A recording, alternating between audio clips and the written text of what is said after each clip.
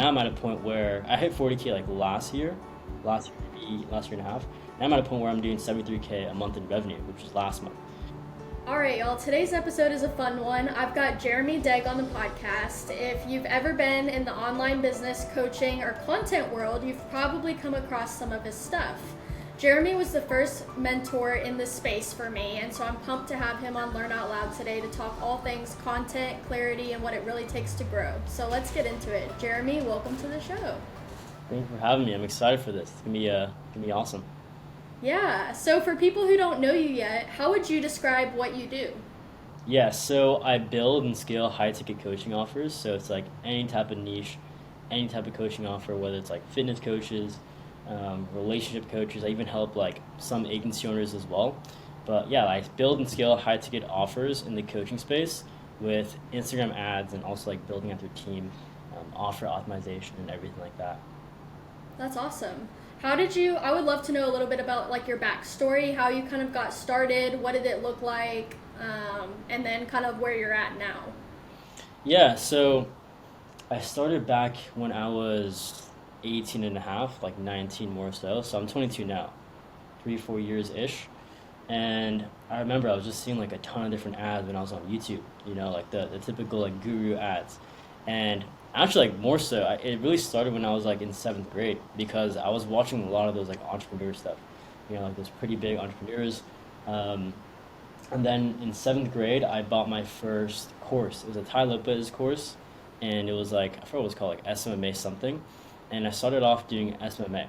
So from seventh grade all the way to probably 18 years old, like I was just like so set on the idea that I was gonna start an agency, like SMMA.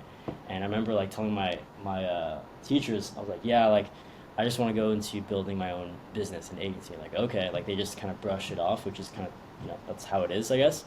Um, and then I finally pursued it once I was like 18 and a half, when I was like actually making money because I joined a mentorship. Because within that time frame between seventh grade and 18, I wasn't really doing much. I think I booked like one sales call and I no-showed it because I had no idea what I was doing. And then I made my first dollar when I was like 18 and a half or 18-ish. So, yeah. Very nice. Was there ever a moment or like a time where it kind of clicked, like, I guess it was that course you said, but is there any other time like when you were like, okay, the traditional path isn't for me, I want to do the agency, I want to do entrepreneurship, I want to own my own business? Yeah, I think it was a lot about just like what I was consuming online. Uh, because I would watch a lot of YouTube like on my iPad in middle school.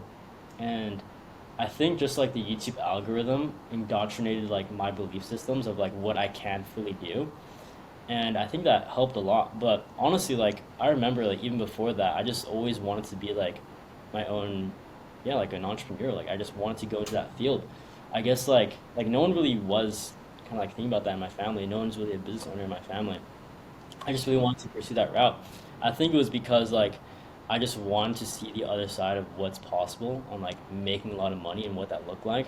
My like when I didn't even know business, it was funny. Like I just wanted to win the lottery. I was like, I want to like to win the lottery. Like, what can I get? I'm like mansions on like Zillow and stuff. That was weird. Um, but then I was like, okay, like I can just build a business and get there. So I think it started from just like the stuff I was consuming online because that's a lot to do with it. If you know, whatever age, if you're watching stuff that's obviously not good for you, then you're going to kind of adopt those belief systems. Yeah, for sure. And so when did things start clicking? Like when did you actually turn this idea of wanting to be an entrepreneur into actually making real money? Yeah. So again, like when I was in seventh, eighth grade, I bought my first course. Within that time frame, I was like taking a bunch of notes. So I wasn't fully into it. The belief was 100% there, but like my actions really weren't fully there because I was just like in school, doing that whole entire school lifestyle, you know, do homework, hang out with friends, do some shenanigans. My camera quality is not the best, but it'll come back. Um, but yeah, like I was just doing that whole entire thing, and not until I was like out of high school, so like I graduated, I took like a gap year, And I was like, okay, I finally have to make things work. I don't want to go to college. I really don't want to do this. And I remember telling my mom, because she really wanted me to go to college. And she's super traditional. She's obviously like an Asian parent. Asian parents are very traditional. um, and she was like, okay, I'll give you this semester off to fully pursue this, but if nothing really changes or works, then you have to go to college. And I remember taking that gap year or that semester to like focus on business, but I wasn't making any progress. Like I had a real sit down talk with myself. I was like, Jeremy, like you haven't done anything. Like what's going on here? So then, I listened to my parents. I was like, okay, fine, I'll go to college. This is my fault. But I still had that same urgency to scale my agency and just grow an agency rather. So I bought a program behind their backs. So I bought a program, I didn't tell them about it. And it was just that fire of like, okay, like I don't want to pursue college because I was in college during the time, it was online school. And the whole entire time, my parents thought I was on Zoom with professors. I was on sales calls, just trying to close deals, through like Facebook groups, that whole entire like Facebook flywheel method that I don't do at all now. I don't do any cold outreach. But I was doing that whole entire thing, and I made my first dollar, I think, not 3 months, maybe like a month after I joined the coaching program, the one that I bought behind their backs. And I was like, wow, this is amazing. I remember like I was on a walk around my neighborhood because I was doing like morning routine walks, and I saw the notification of like $1,500. I'm like, what? Like, it's like the most rich I've ever felt in my life. Like, I felt way more rich back then getting that first invoice of 1,500 than right now. Cause like it was like I've never made that much money ever in like one day basically. So I kept going. I eventually hit 10K within 3 months, and then I finally broke the news to them. Yeah, that's awesome. I love that. Yeah. I So feel like, I'd say it was really long. yeah. So, where are you at now in terms of like monthly revenue, and how long did it kind of take to get there? Yeah. So with my agency, it took really like it was pretty fast getting to 10K a month. It took 3 months, but coaching was a completely different game. I was trying to battle like certain beliefs, destroy limiting beliefs with everything, like that I'm too young, there's other people in space that know more than me, like all that kind of stuff. I was battling. So it took me kind of long to hit 10K with my coaching business when I was helping agency owners. It took like a year. Obviously, that's not too long, but for shoved in your face, it was like 10K like in 6 days, 6 hours, let's say. So it took me a year, but then from 10K to 40K, it took me a month because I was just scaling up ad spend like crazy. I finally knew what it took to get to the next revenue level, and now I'm at a point where I hit 40K like last year and a half. Now I'm at a point where I'm doing 73K a month in revenue, which was last month. And like the fundamentals of that, like I work way less than I worked like when I was at 40K a month or even 10K a month, because like the whole entire roadmap is completely different. It's way easier. It's so systemized because I'm only working with clients that I actually enjoy working with. I'm only helping on sales calls that I know I want to work with this person. I know they're like super bought into the program.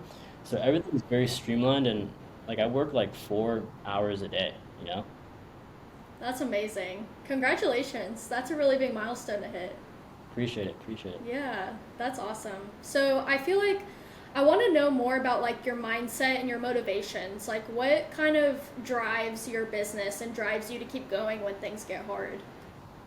Yeah, so I like this topic because it's the question that I get a lot, and it's a lot of things that I had to fully like adopt and like fully adopt my why to even get here. At the beginning, it was the why of just like, scarcity. Like I need to make money so I'm not broke, and like I need to let go of that past person that I used to be, stuff like that to really just like accelerate my life basically and accelerate who I am. But then once I did that, like I really wanted to travel. I did that. I fulfilled my why of like not having to starve anymore. So I was like, okay, like what next? Because like from 40K, I was kind of plateauing. I kind of stayed there. And some months would be like 20K, some months would be like 30. So I was like, for me to even get back to 40, like I don't even have a hardcore drive because I pretty much accomplished my why back then. So I feel like in every single stage, and if you want urgency to get to the next level, it's like a reasoning behind why you want to get there. It's kind of cliche of saying the why, but it's like run your business and grow like based off of your life principles. Like what do you value most? Because if your goal is like 100K a month and you hate running your business at 10K a month, it's going to be 10x of what you hate already. So you're going to be more drained. So I think the biggest thing is just like figure out what you actually value in your life, figure out what you like doing in your content, figure out what you hate doing in your business, and then just double down on what you enjoy doing. One, you're gonna, do more because you actually enjoy running the business. You're not gonna burn out. And I think it really goes down to just like, um, if your goal is, let's say, like 80K a month in revenue, like why is it 80K a month in revenue? Like how much is your dream life? How much is the car that you want? And then go back from there. Like most people's dream lives are a lot cheaper than you know they might think. You don't really need an 80K a month in revenue. If you're to tell a teacher like, yeah, I need 80K a month to be free, like what are you talking about? I just need an extra like 2 grand. Kind of looking at that, but yeah, like one thing is like your goals are a lot cheaper. Kind of work backwards on why you want that goal specifically, and like what's your hardcore drive. Like something that I do every single day is I read my manifesto. So it's like my own little Wikipedia page of like Jeremy Deg in 2025, let's say. So I read that every single morning, and that fuels me to like the reason why I'm hopping on these sales calls, the reason why I'm working with certain people, because on that Wikipedia page, that manifesto, it talks about the stuff I have, the clients I serve, how my day to day is. So I'm striving for that manifesto, basically. So that keeps me going. It's not like a scarcity thing anymore. It's like a building thing. So it's more of like a healthy why now, opposed to like a running away type of why. Mm, I like that. Yeah, Yeah, that's really important. for sure. So, what's something that you kind of like stopped doing, whether it was like a mindset shift, a limiting belief, or like something actual in your business that helped you scale faster? Yeah, it was looking at ads as like a gamble, because I remember like I'd increase ad spend and I'd be like, oh my gosh, like what if I don't make any money? Like what if I spend 10 grand this month on ads and make no money? It's like I'm building a business on like logic and not emotions. Like if I were to look at the numbers, like my ads are profitable. So if I increase ad spend and just book this amount of sales calls, you know, then I'll make money. It's not like I won't make any money if I just don't do anything. So it's like listening to like actual numbers and going back to the numbers instead of like listening to your own emotions. Because when you look at your own emotions, you'll be scared to run ads, you'll turn off ads, you'll hop on sales calls thinking that they won't buy. So that's what I think, to be honest.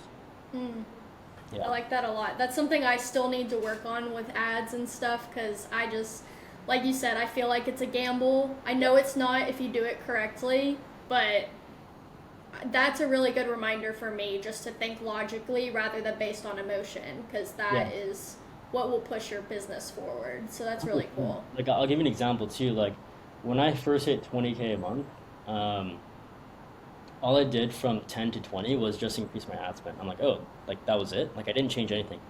I posted probably less content too. You know, the only thing was like I just increased my ad spend. I got more leads. I booked more calls, and I closed those deals because like I had more calls.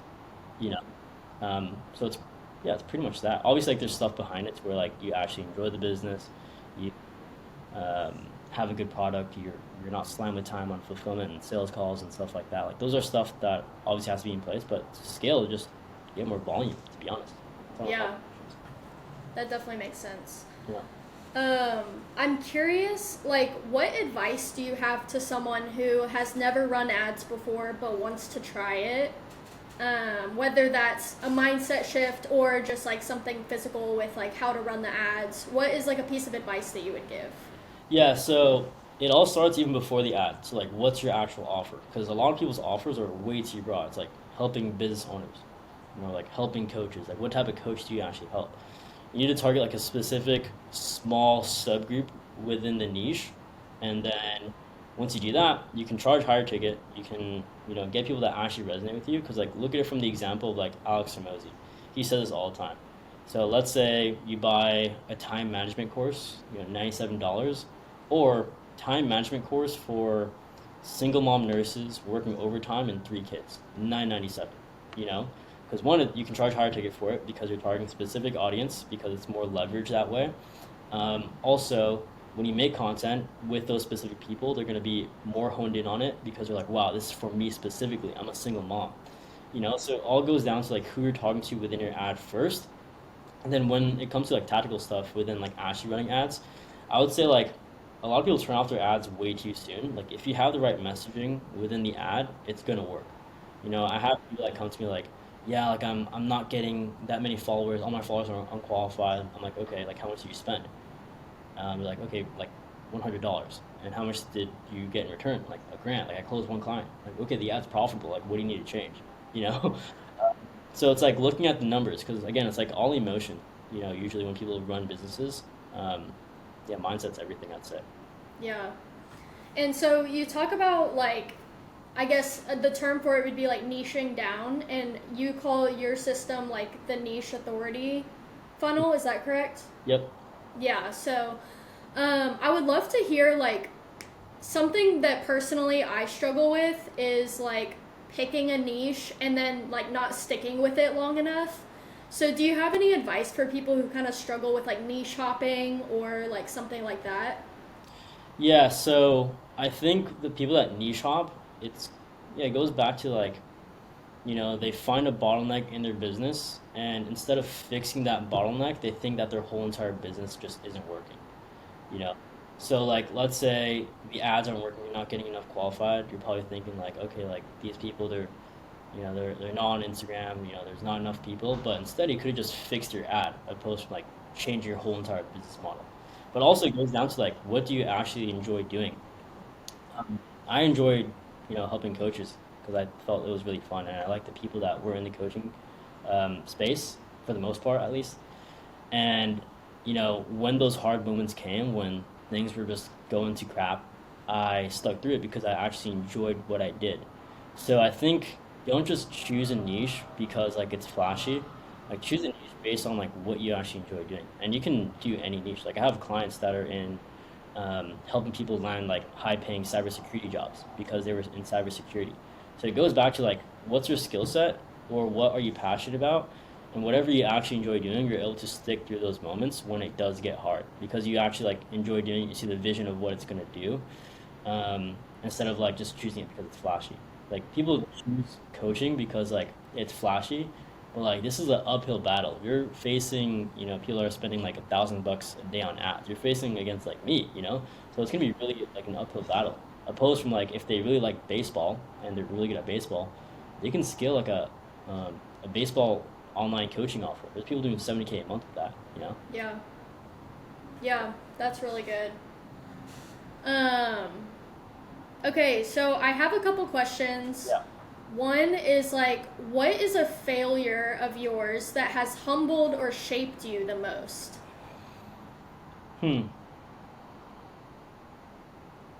I would say focusing on revenue instead of profit because you can make a lot of revenue, but like what's actually in your bank account. So like don't overspend.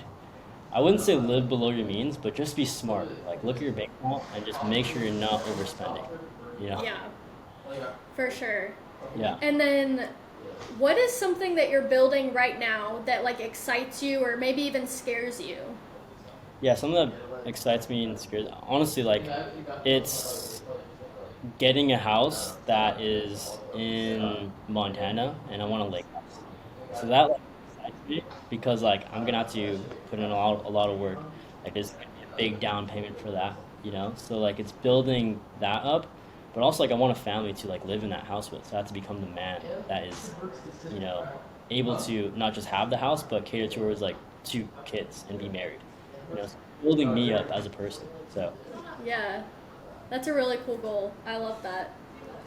And then one question before we hop into like a rapid fire segment. mhm. What do you think the next wave of smart creators will do differently? Yeah, I think the big thing is like showing them, because a lot like before in the coaching space, it was all like results, results, like here's my offer, here's my guarantee. But I think now people will just buy from actual people. People buy from logos, or people buy from people, not logos. So like it's a whole different shift in personal brand, and a lot of these young people, like they're really showcasing them, which is cool. Yeah, I love that. Okay, so to hop into like a couple rapid fire questions, Yeah. if you could think of one word that motivates you, what would it be?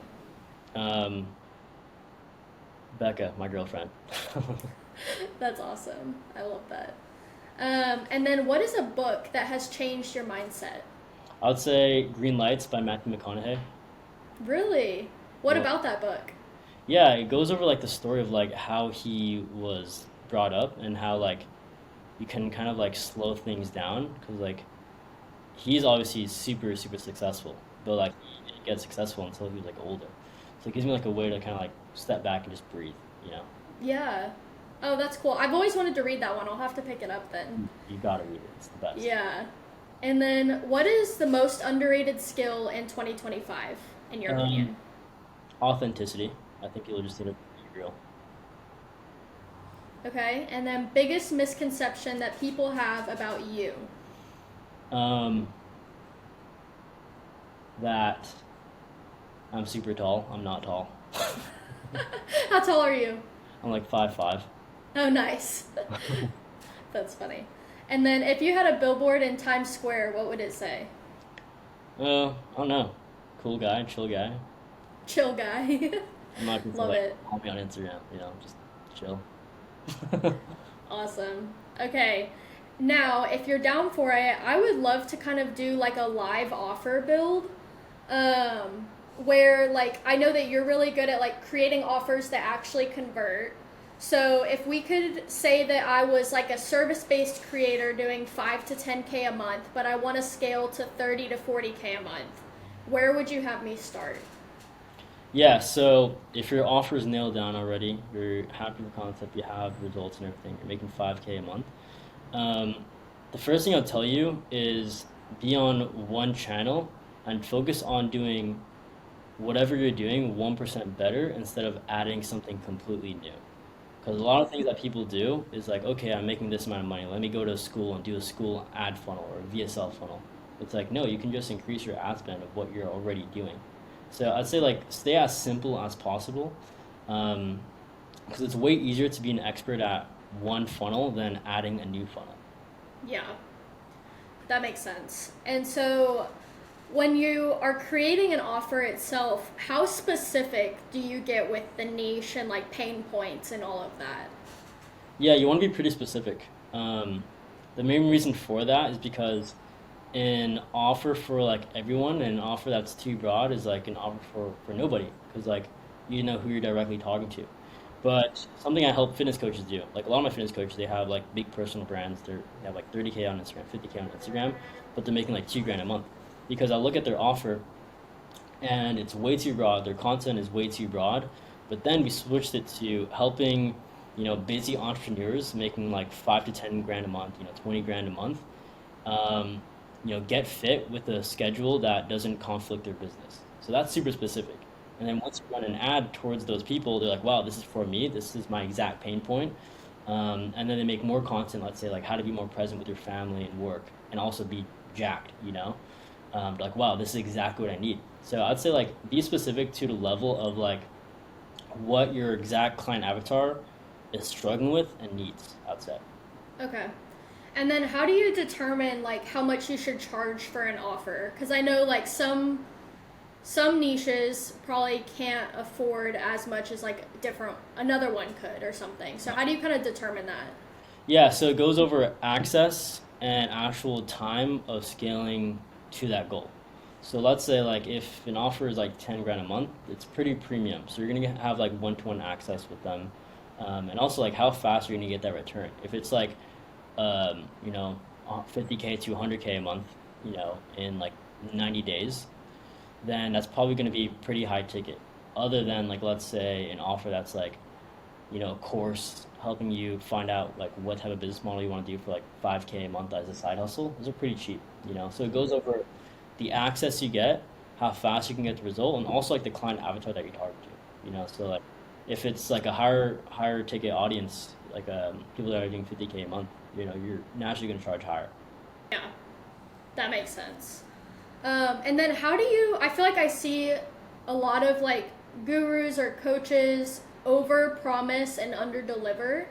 Do you have any advice on like how do you write out like a clear promise to your audience and also like deliver on that promise? Yeah, I like this topic because a lot of people like in my space they hit 10K once and they teach people how to get to 10K a month. So like the big thing with like getting actual results is just going over like what you actually 100% do, like enjoy doing and know exactly how to do. So like if you scale to like 100K or not 100K, I'll do like a lower goal.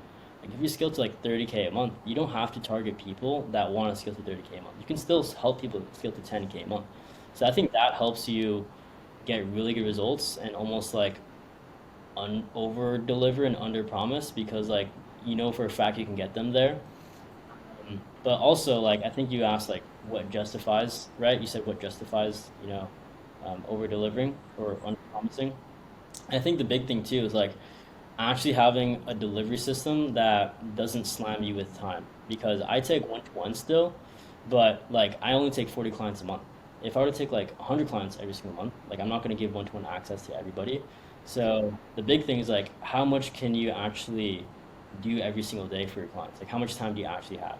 Because sometimes like scalability is not like okay I need to run more ads, or like I need to start more conversations. It also goes back to like is your offer even scalable? If you're offering like one-to-ones every, every other day with like 40 clients, it's gonna be hard to like even hop on sales calls or even be like, driven to hop on these calls because you're so, exhausted.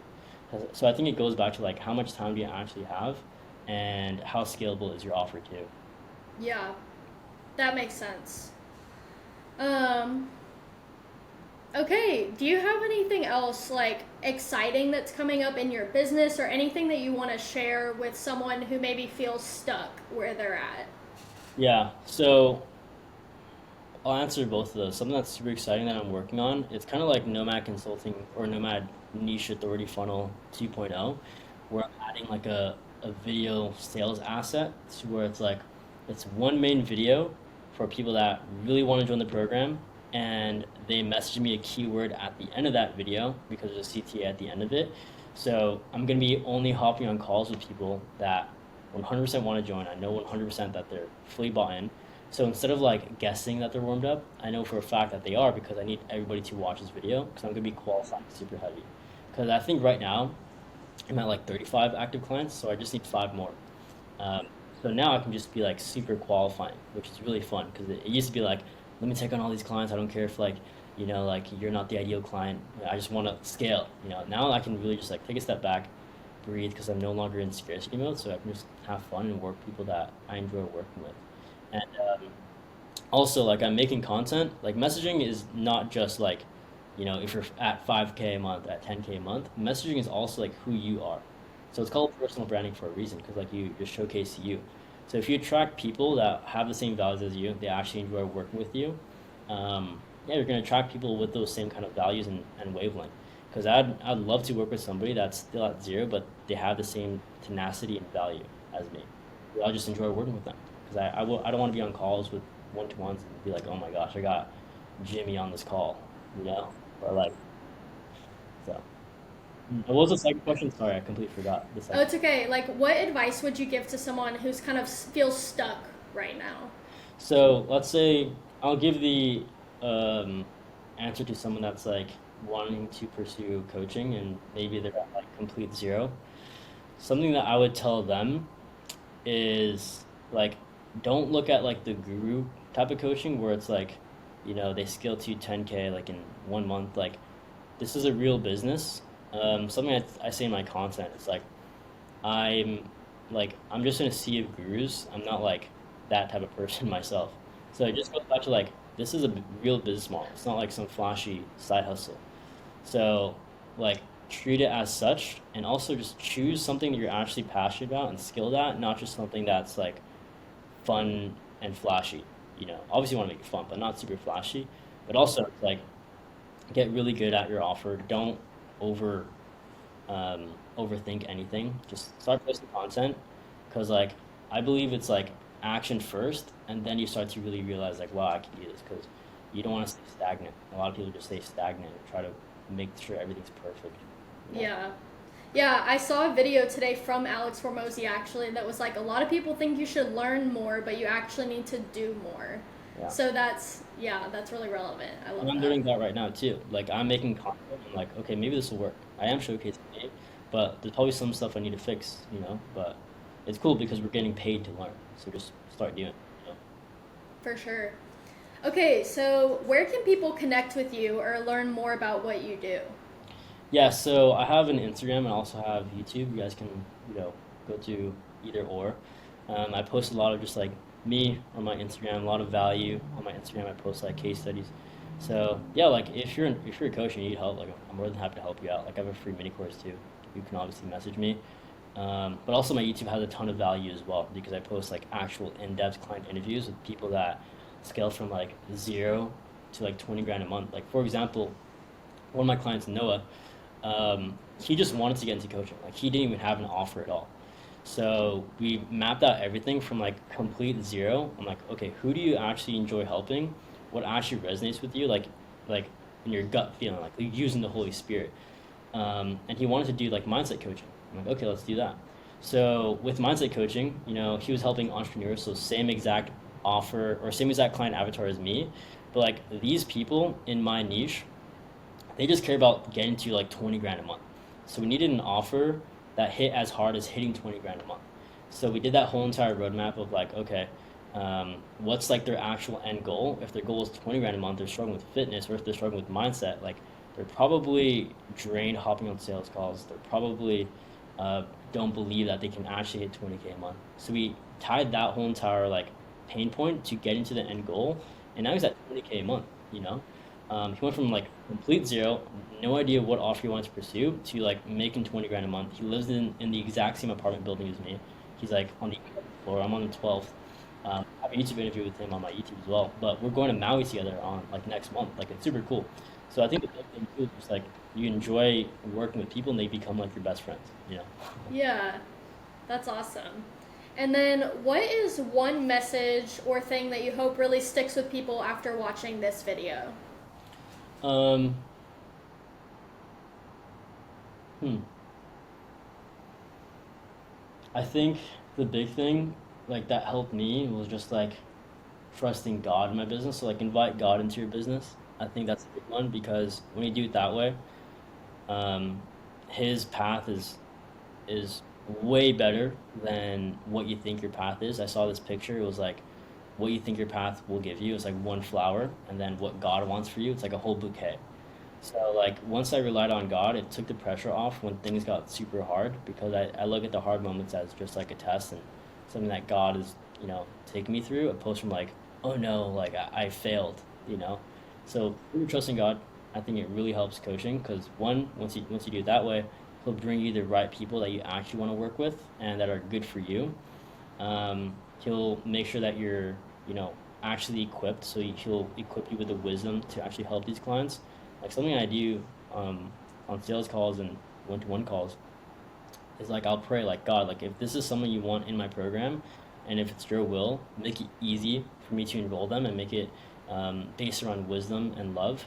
And if it's not, just help me say my goodbyes. Let's say, and everything just gets so fluid. I get so detached, and it's weird because like once you are detached and you just rely on God, like you just make kind of more money because like you're not like chasing people. Because if you chase people, Yeah, obviously they'll run.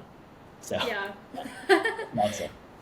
Probably takes off a lot of stress too, knowing it's not fully in your hands, it's in God's hands. So that's Especially really if you cool. go through like super down moments, Mm-hmm. uh, and then you like come out of those down moments. Once you kind of reach, let's say another one, you'll know like the outcome that everything will be okay.